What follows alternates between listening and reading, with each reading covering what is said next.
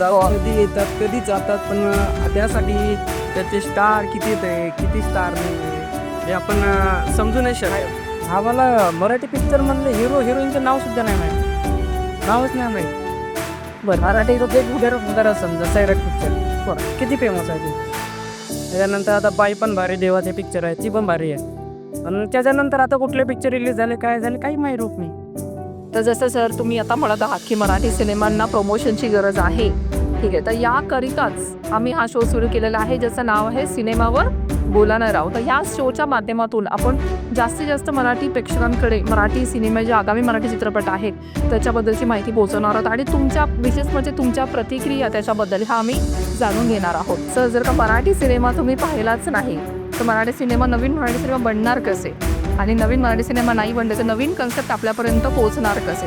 तर मराठी सिनेमा हा तुम्ही जास्तीत जास्त प्रमाणात पाहिला पाहिजे.